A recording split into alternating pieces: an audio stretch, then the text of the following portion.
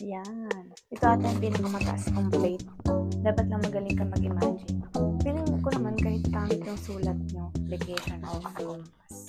Hi everyone! It's Tin again. So, for today's vlog or today's video, ay ipapakita ko sa inyo yung mga plates ko from first year to third year. Most of the time kasi, ang natatanggap kong tanong is kung kailangan ba magaling mag-drawing sa civil engineering. And ipapakita ko itong mga plates ko sa inyo para mag-gauge nyo kung ano yung mga usual na ginagawa or mga plates na meron kami para meron kayong idea kung kaya nyo naman pala or hindi. Also, pag-uusapan din natin yung mga materials na kakailanganin nyo, yung mga essentials, and yung talagang makakatulong sa inyo para mas mapadali yung mga paggawa ng plates. I-discuss din natin yung iba't ibang type ng plates sa engineering. Hindi lang siya puro drawing. Without further ado, simulan na natin. So, I have here my canister. And nandito lahat ng mga plates ko. Na yung malalaki na naka-drawing sa A3. Yung A3 is size ng dalawang A4. If I'm not mistaken. So, yun. First things first. Yun, isa ito sa mga need nyo bilhin. Hindi naman siya ni-require ng prof, pero kasi para safe yung mga plate nyo, maganda na meron kayong canister. This one is nabili ko malapit sa SLU, sa Eva Goods, pero tatry ko maghanap online if meron ding online. Kasi yung una kong canister, online ko siya nabili, pero masyado siyang maliit yung diameter, kaya unti lang yung malalagay. Pero this one, marirecommend ko siya kasi nasa parang 5 inches or 6 inches ata yung diameter niya. So, maraming malalagay. So, this is how it looks. Ayan. So, may copy ako dito ng curriculum ng civil engineering sa SLU. And ang first lang naman na merong plates is engineering drawings and plans. Doon, sa itong first na may plates, ang gagawin lang naman is more on manual drawings talaga. Like, tuturuan kayo kung paano gumawa ng floor plan, yung mga lines, paggamit ng triangles, so paggamit din ng compass. So yun, speaking of triangles and compass, yung dalawa din na yun ang kailangan nyo sa engineering drawings and plans.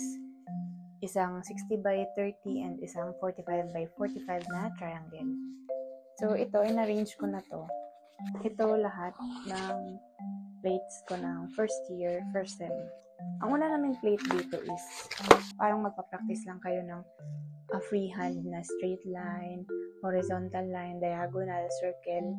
Gamit lang yung lapis, and ang gamit nyo naman is wrapping paper. So, hindi siya masyadong mahirap. Pero, hindi ko na mahanap kung nasan yung ganun kasi ito na lang mga meron. First is this one. Ano ba to? Plate 3.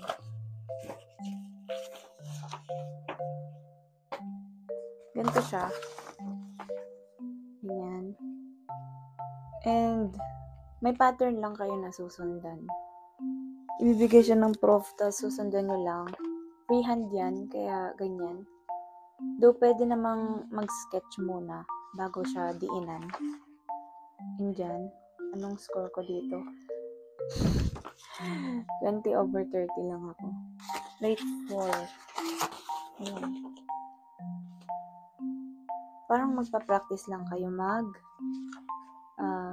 lettering ng numbers and yun, letters, small and big. Ayan. Meron din kayong paggagayahan na pattern kung ano yung engineering letters na tinatanggap. And yan, score ko. Ang baba ng score ko, guys, 19/30. Ang daming circles, ang daming red marks. Hindi siya, very good. Next naman is, ito naman, same lang siya doon. Pero, tulad nga ng sabi niya, parang engineering letters in ink na siya. So, mayroon ng, gamit mo na is ballpen, hindi na pencil. And sa amin kasi, yung prof namin, hindi niya kami ni-require na bumili nung, alam niyo yung isang set ng rotring na parang 2,000 plus, hindi ganun yung pinabili niya. Ang pinabili niya lang is G-Tech in different colors and different thickness. So parang blue is 0.4, green is 0.3, and then black is 0.5. Yun lang. So very nakatipid kami dun sa prof namin na yun kasi hindi na namin kailangan ng bumili ng mahal. Yung iba kasi na black, pinabili sila ng prof nila ng yung ganong set, pero sa amin hindi. So very thankful ako sa prof namin kasi hindi ako napagastos. Kaya pag may nagtatanong sa akin anong mga kailangan sa drawings, hindi ko sila masagot kasi depende talaga sa prof kung anong ipapabili sa inyo. So para ma-sure, wag muna kayong bumili ng mga materials unless ipa-require na sa inyong bumili. Next is, ito naman plate 6. Ito, activity siya na parang blur pala ako. Ito naman is parang practice siya sa paggamit ng triangles. Kaya meron tayong iba't ibang iba't ibang angle ng lines. Ayan lang naman yung may mga bilog. Bilog-bilugan lang yung mga parang hindi maganda na part. Yan, yung mga makalat. Tapos, ang score ko ay 26/30. Ganyan lang. Ayan, may iba't ibang kulay. Yan lang yung gamit namin na pen. Next naman ay itong orthographic and isometric, pero 2. Ito, binigyan kami ng template ulit na gagayahan. Gagayahin mo lang siya. Pero ito kasi combination na siya ng paggamit ng compass and triangles. Tapos nakakalito pa siya kasi nga ibang kulay, iba-ibang kulay. So dapat bago ka mag-ballpen, isipin mo muna kung tama ba yung kulay na hawak mo. Parang katulad nito, ba't siya mali? Ba't mo binilugan yan, sir? Ayan, ganyan. Sir, malapitan. Ito, ayan, binilugan kasi parang madumi. Ayan din, yung mga nag-iipon na ink. Ayan. Tapos ang score ko ay 30/35. Mataas. Mahirap niyang ibuka kasi ang tagal niya nang nakaroll. Then next is, ito is plate 8. Ang title nito is Application of Compass. Ano lang to? Parang meron lang distances yung bawat bilog. And then, compass mo lang siya paulit-ulit. Practice lang siya ng paggamit ng compass. Ang hirap gawin nito kasi nga hindi pwede magkamali. At makikita nyo, meron dyan mga tuldok. Yan yung guide ko sa kung gaano yung distance nila. Ganyan siya. Ang score ko ay 33/35. Ito ata yung pinakamataas kong plate. Ang title nito is Orthographic and Isometric View 1. Sa kasi nung high school kasi ako, meron kaming, di ba meron kang DLE subject. Tapos parang sa grade 7 and 8, kada quarter, mag-iiba-iba yung type ng subject nyo. Mayroong agriculture, ICT, beauty care, food processing, SMAU, drafting. Tapos pagdating ng grade 9, mag-take ka na ng, pipili ka doon sa lahat ng available na yun. Tapos yun ay magiging permanent na subject mo sa DLE sa lahat ng quarters hanggang grade 10. Ang pinili ko is drafting. Noong grade 9, nag-mechanical drafting kami, and grade 10, architectural drafting. Kaya hindi na masyadong bago sa akin yung paggawa ng mga isometric, orthographic, yung paggamit ng triangles. Kasi naituro na siya noon. Tapos nakagawa na rin kami noon ng isang buong set ng plans na manual yung John. Tapos ito kasi, noon ayoko to, nung high school. Kaya hindi ko rin naisip na mag-engineering kasi nahirapan ako mag-imagine ng magiging ng anong itsura niya, front view, ng top view, ng side view, tapos ipagko-combine mo sila para maging 3D na ganyan. And ito, ang binigay ata is ito, given ata ito. Tapos parang gagawin mo siyang orthographic. Tuturuan naman kayo ng technique ng paano i-project. Pero yun, Dapat lang magaling ka mag-imagine. Top view, front view, side view. Tapos ito siya sa orthographic or yung parang 3D. Ang score ko ay 19/28. Ganyan. Ganon din, ISO and ortho, second plate. Medyo mas complicated lang yata to. Kasi medyo ganyan ang final.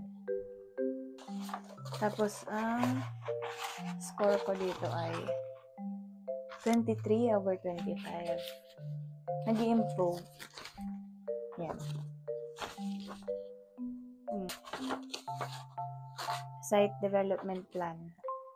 Nagamit kaya dito ng protractor. Tapos parang yan, may bearing. North, 36 degrees east. Ang score ko dito ay 15/20. Yan lang siya.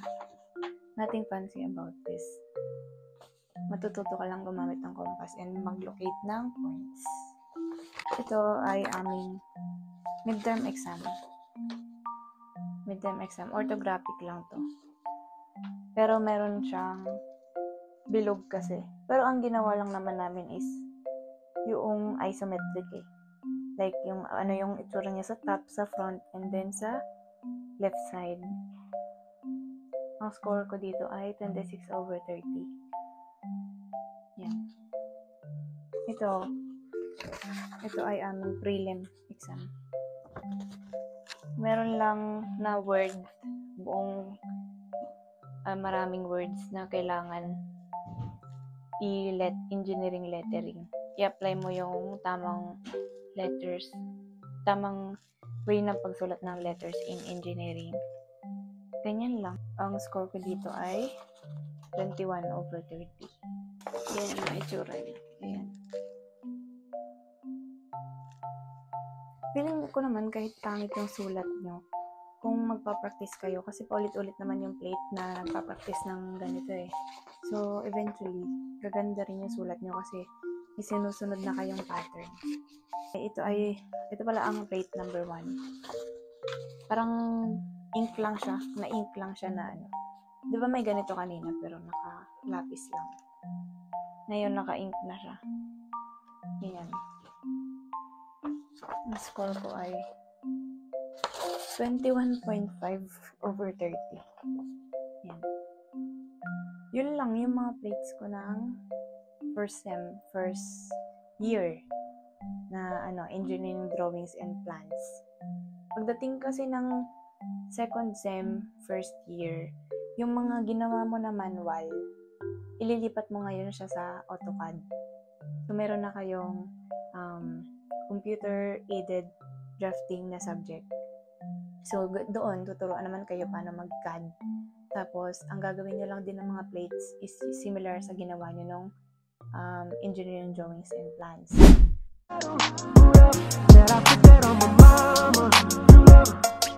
If I found you, it's just